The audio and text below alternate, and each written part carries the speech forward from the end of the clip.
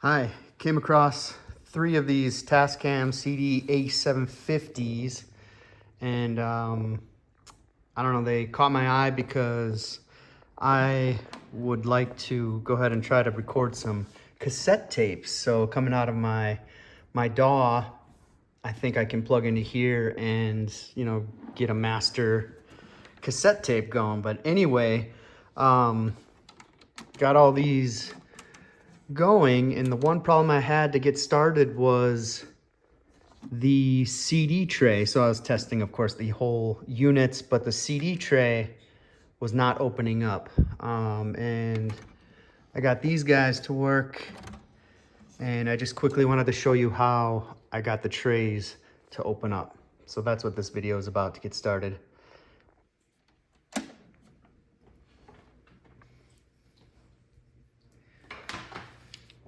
So yeah, to get in here, you got these 3 on the side.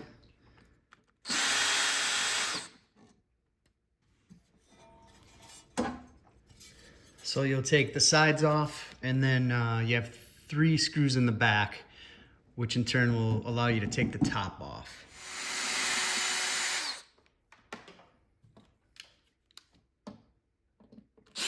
And a quick little tip I learned, you would think you can just lift up here, but it actually works out better if you lift the front first, I think. Just with the clips that it has going on.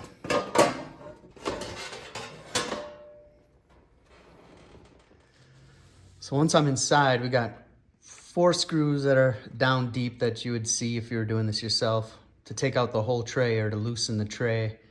And then you have the power supply right here that I will actually take 4 screws out down below. You'll see that you can enter here for some of the screws and then down here for some of the screws. And once again, I'm unplugged. And then also in the back here, I removed these 2 guys, basically so I can move the power supply out of the way in order to bring the tray up. So that's basically what I do next.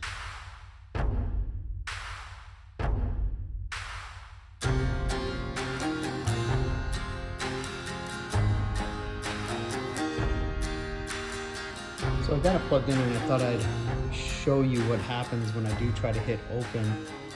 You'll see the lasers right there. You can actually take this top piece off. I don't think you really have to for this fix, but when I power on, you'll see everything works pretty normally, I believe. So I just clicked open, but nothing happens. And then that's close, and it got adjusted to read the CD. And it's consistent. It looks like it works just fine, but once again, no major noises for the opening. It's just not doing anything with when you press open. So anyway, I'm gonna unplug, power down and unplug again while I pull the rest of this out. All right, so I'm unplugged, power off, unplugged, and it gets a little tight in here. But maybe this one will be easier, who knows? But the idea is I want to lift this out of here, and the power unit's right here.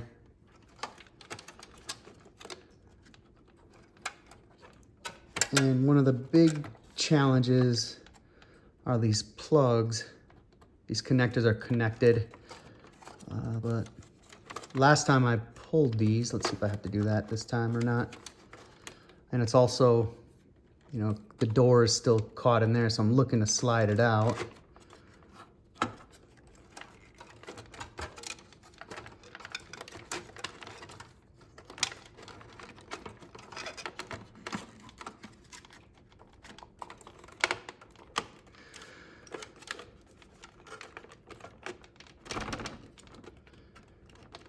Yeah, and basically I just got too much tension on these guys. So I'm gonna pull those and then essentially plug them back in to test it out and everything.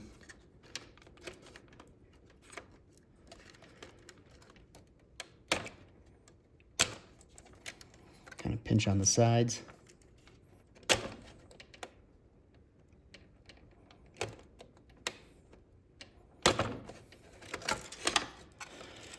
Well, got it out. Oh, there it went. Got those out. I'm gonna go ahead and plug them back in just for the testing. It may seem quite obvious, but just in case, laser's right up in there. If you do take this guy off, remember, don't look into the laser.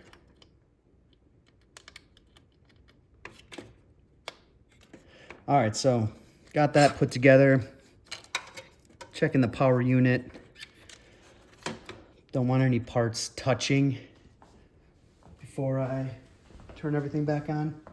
I'm gonna hold this piece up and make sure the power supply's all where it needs to be and not something not touching something it's not supposed to be touching. Anyway, this is the part I wanted to show you right here for whatever reason. So let me get the power and everything back on. Ooh. It's the first time I had that. I have a communication error. Anyway, let's see what happens here. So this didn't happen to me last time, but when I power up, I get an error code, so to speak, COM error. And I'll leave a link in the description, but you can find the manual online and look up that code. I'm gonna do that real quick. This time around, my third time around, I'm getting a COM error, and this is at the end of the manual that you can find online. And it just says an error. Basically, the two COM errors, communication errors, have to do with the CD drive. So I'm hoping it's, I just got to plug it in better. But for now, let me show you what I wanted to show you as far as loosening up the disc tray. So when I fixed this before, and this is the whole point of this video, but you got this little lever of sorts right here that behind all this encasement are the gears that basically drops down the laser reader and then allows for the tray to come out. So I just kind of muscled that thing a little bit, not finding anything else that would help out. So let's try that.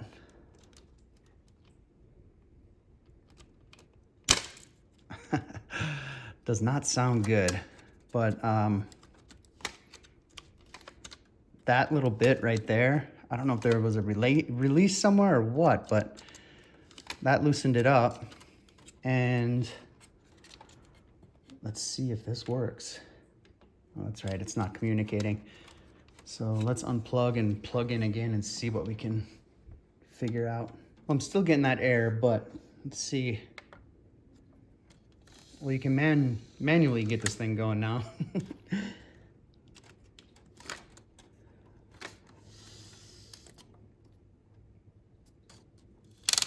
Ooh. Well, now I'm wishing I made a video doing the other one because it worked very well.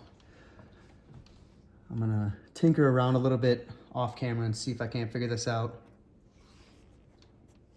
If not, this is what I wanted to show us, that little lever. Go ahead and show you me taking apart more of this thing.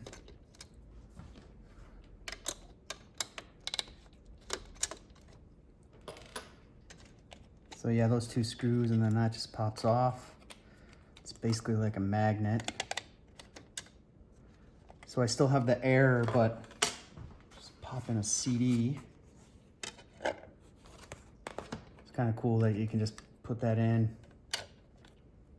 So anyway, yeah, if you pull that off, this is magnetized. And possibly, can I press play? No, it's not gonna let me. But this is kind of interesting because with the other ones, I could throw in a CD out and about like this and press play, and you know, I could test it out before putting it all back together.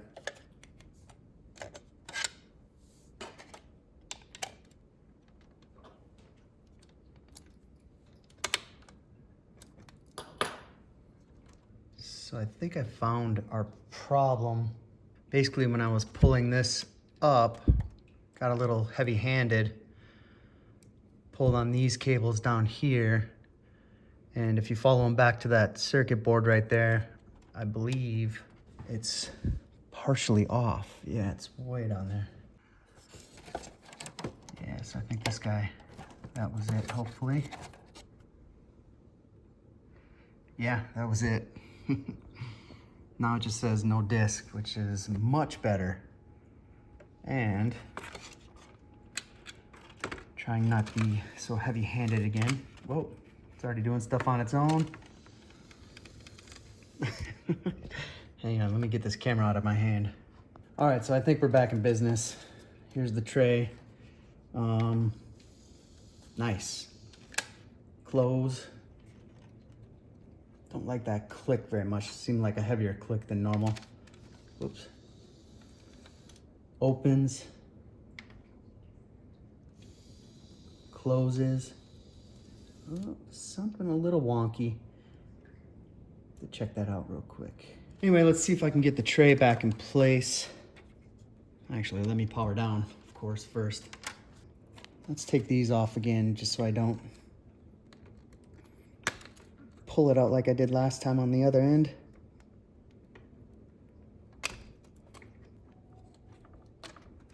Yeah, there we go.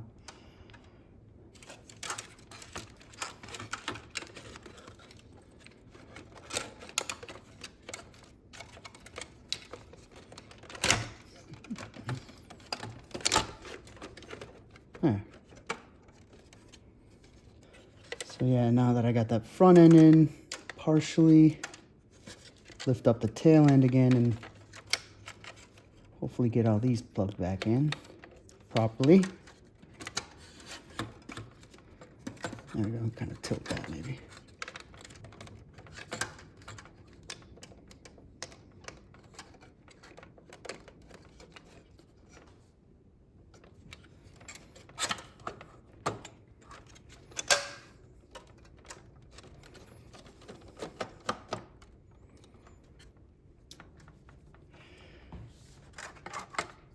So before I get it totally put back together,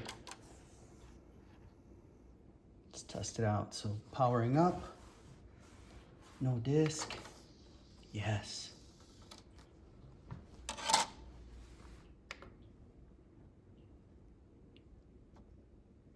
Uh-oh.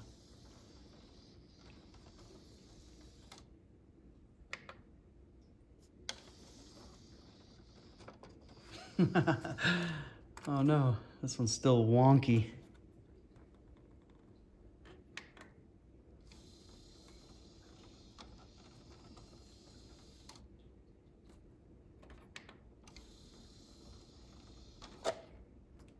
Huh.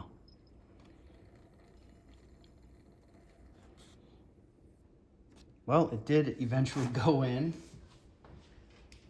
And let's go ahead and make sure it plays. Just going through some headphones. No. And yeah, I didn't put sound through this video, but I can confirm that it's playing.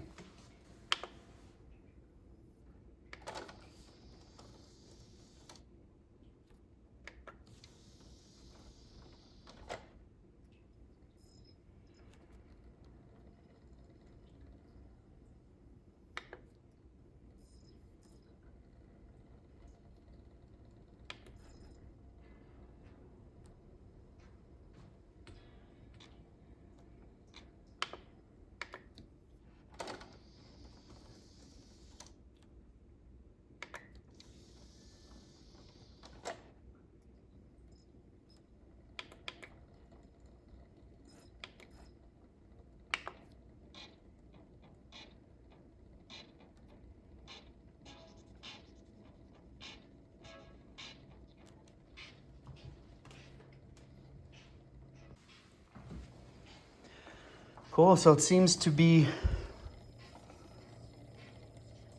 working. Put it back together and I don't know, see how it lasts over some time.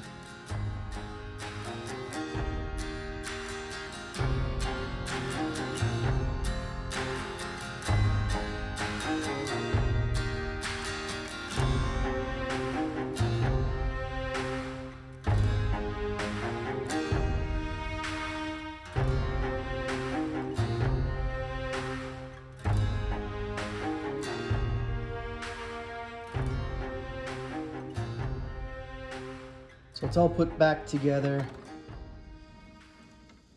Not 100% confident. Yeah, see, it's taking a little bit. But I don't know, it'll work. This one happens to be missing a knob here for pitch control. I don't know, I grabbed the other one to make sure it's in the center position. Maybe I could find one of these somewhere.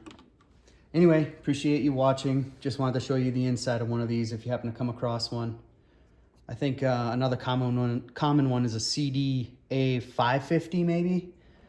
And I believe the difference is you wouldn't get all the XLR inputs and outputs. I think you have less to work with. It might just be more of a playback machine versus a recording machine, but I'm not totally sure on that. I'm excited though. Tape deck works.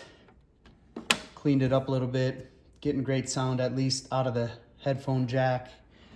Hope to make another video testing out the back here and seeing what it looks like coming out of my DAW, whether I go directly from my computer or, you know, just the outputs, the sound outputs of my DAW, and then just go directly into there. And like I said, hoping to actually record and make cassette tapes of all things, but we also have a CD player and burner, writer, you might say. So, fun stuff. Thanks again.